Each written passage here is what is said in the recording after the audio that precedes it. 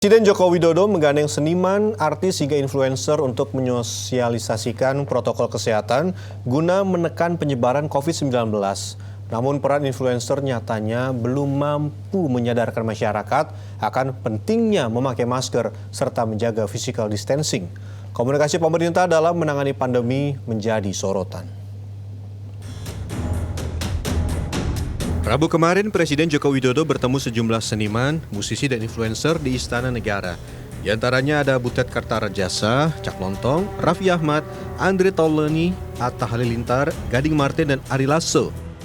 Kepada Presiden, para seniman ini meminta pemerintah memperhatikan para pekerja seni panggung dan perfilman yang terdampak pandemi COVID-19.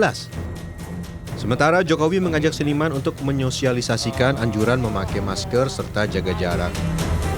Jadi sebenarnya ada kampanye kesehatan untuk masyarakat, tapi sebenarnya kemarin itu 80% membicarakan bagaimana seniman tetap bisa berkesenian, gitu.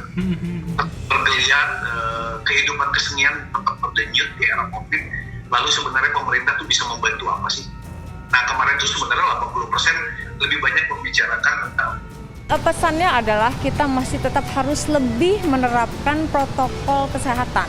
Jadi kita itu sebagai yang dianggap public figure, yang banyak dicontoh, harus lebih menerapkan lagi bagaimana aturan atau protokol kesehatan yang dilakukan dengan rajin memakai masker, terus rajin cuci tangan, gitu. Jadi masker kalau bisa dipakai dimanapun sehingga menjadi budaya. Pemerintah menilai sosok para seniman, artis hingga influencer bisa mendorong masyarakat mematuhi aturan memakai masker dan jaga jarak demi menekan penyebaran COVID-19. Meski ironinya selama ini belum ada sanksi tegas yang diberikan bagi warga yang tidak bermasker serta berkerumun. Pemerintah pun dinilai lambat serta tidak konsisten dalam menangani lonjakan penyebaran virus corona. Baru-baru ini Menteri Kesehatan Terawan Agus Putranto mengganti istilah PDP menjadi kasus suspek, ODP diganti menjadi kontak erat, dan OTG menjadi kasus konfirmasi tanpa gejala. Menteri Terawan mengklaim penggantian istilah ini merujuk pada rekomendasi Badan Kesehatan Dunia atau WHO.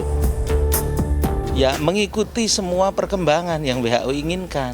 Kan jadi semuanya WHO juga baru ngirim sekarang Pak imbauan. Ya enggak, semua kan disesuaikan dengan kondisi yang ada di lapangan. Semua tidak bisa. Semua negara juga punya cara sendiri untuk. Padahal pemerintah pusat belum memutuskan kebijakan apakah memilih lockdown atau tidak. Tetapi saat itu juga dikonfirmasi tidak jadi oleh gubernurnya. Maka ini kan seolah-olah tidak sinkron. Kemudian ada pemerintah gubernur yang ingin melakukan pembatasan berskala besar, menghambat transportasi termasuk kereta. Menteri Perhubungan ingin membuka saat itu dan memberi ruang agar transportasi tetap berjalan. Nah, hal-hal inilah yang kita sebut sinkronisasi yang saat itu unsinkron. Sementara pemerintah berulang kali memprediksi puncak kasus COVID-19.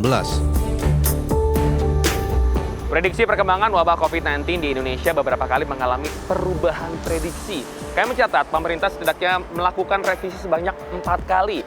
Yang pertama, pada awal kemunculan kasus corona, pemerintah memprediksi bahwa pandemi ini akan berakhir pada bulan Mei atau bulan kelima dan akan menurun pada bulan Juli ini. Namun, prediksi tersebut meleset.